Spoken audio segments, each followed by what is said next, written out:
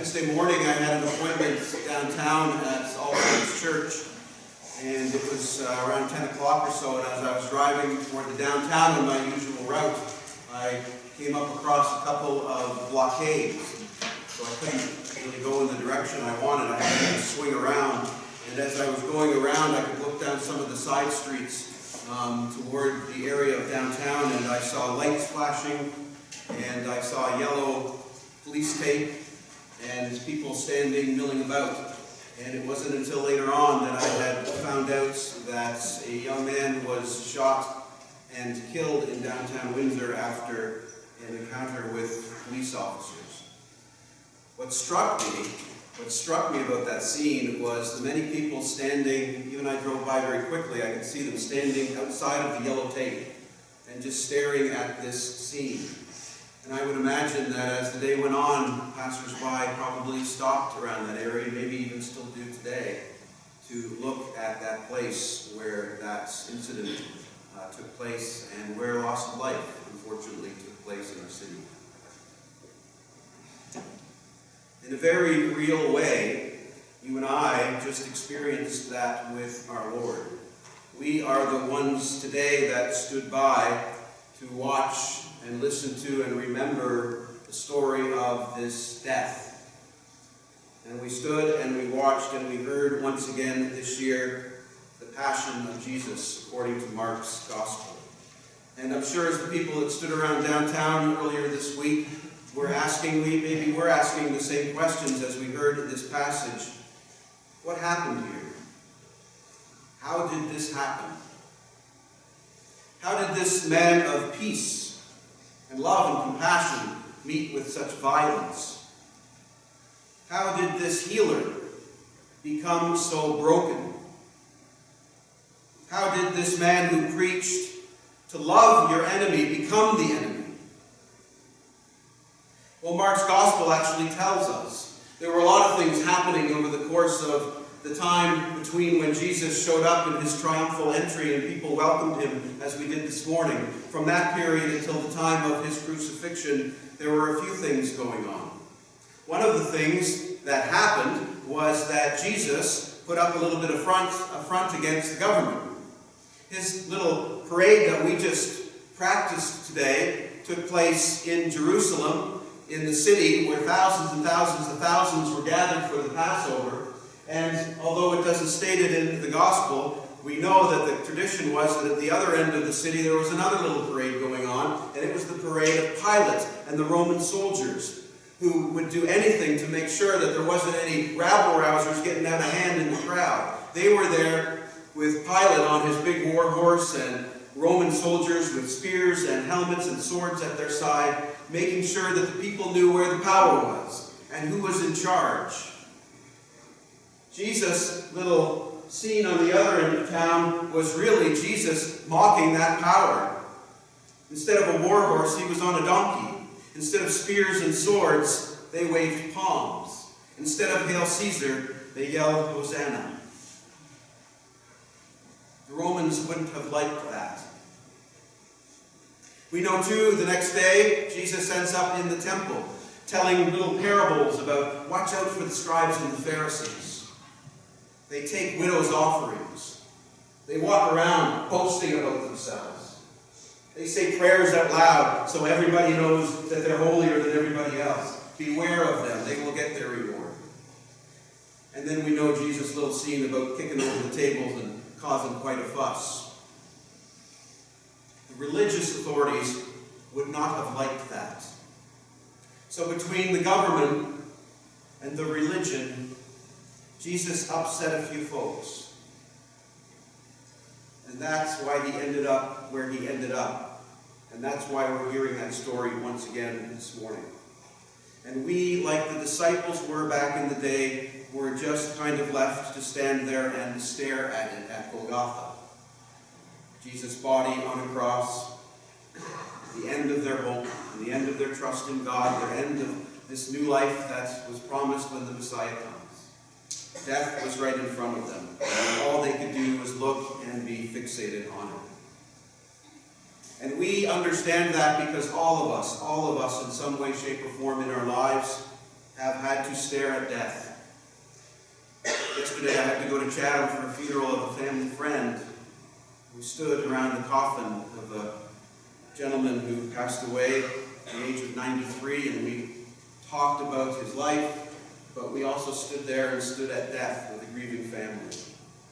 We've experienced deaths of loved ones. We've experienced deaths of relationships that suddenly end. We've had to face the deaths of jobs. Deaths of sometimes trust that our bodies will not fail us. And then they do. And we're not sure if we should get out of bed in the morning because we're not exactly certain of what our bodies will do or if they'll fail us again. And I know many here in this very sanctuary and in churches all across the Diocese of Huron are mourning the death of what they understood was their church. The days of packed sanctuaries, 200 children. Those deaths are real, and we are forced to look at them. And it's natural. And we can come up with a lot of reasons as to why all these things take place, but the short of it is, as Jesus told us, the kingdom is among us, but it's not yet here. Our world is broken. People, human beings, are broken. But that's not our biggest challenge, you see. Our biggest challenge is to not try to figure out why things go wrong and why there are deaths. The real trouble comes when we get so fixated on staring at those things that are dying and that are dead to us, that it's all that we see. When we are only focused on what is happening in front of us in those dark times, on the death and the trouble, when we're only seeing that, we may be missing what's going on elsewhere. Sharon gave me permission to share this story with you today. As many of you know, back in the fall when we had our bazaar, Sharon inadvertently donated some jewelry to the bazaar, and some of it was very precious to her. There were family pieces that were given to her from people very close to her, and that jewelry had very sentimental and deep value. And by just a sheer mistake, it ended up in our bazaar and being sold to people that we didn't even know. And when she found out a little bit later on, obviously, it was devastating. It was heartbreaking. And I'm sure that there were moments of fear and anxiety, thinking that that's it, it's over, I'm never going to see them again. What have I done? What mistakes have I made? And she could have very well been fixated on only staring at that over the days. But what the amazing thing is about this story is that there was something else happening over here. While she was looking into that empty box that held all that important part of her life, there were people talking to each other, connecting with jewelry sellers and dealers, talking to people that were at the bazaar. There were conversations taking place, trying to figure out perhaps where these things went. And what a joy after about 2 weeks when she walked into church, into the office before service, and opened up her hand to me and said, some of them came back. Some of them came back. Suddenly that empty box was not empty anymore. There was life. There was hope. There was finally a sense of peace. As she was staring into that darkness, there was some activity going on over here to ensure that she would have peace, and that she could have some healing. Not exactly back to where it was all before, but an opportunity to take another step forward with hope and with trust. If we only stare at the cross of Jesus, if we only get fixated on the death and the blood and the pain and the mocking and everything that went on with it, we miss something. Because Mark's Gospel tells us at the very end of our reading today that as Jesus breathed his last breath, the curtain in the temple was torn in two from top to bottom. The curtain in the temple was the veil that kept people outside of being able to access God and God's power and God's love and God's forgiveness and God's mercy. Only the priests, only the religious were allowed in there to be with God. But when that curtain tore in two. The curtain in the temple that sealed people off. The separation of God from God's people ended in that moment, once and for all. In that moment, God's love and grace and mercy was set free for all people.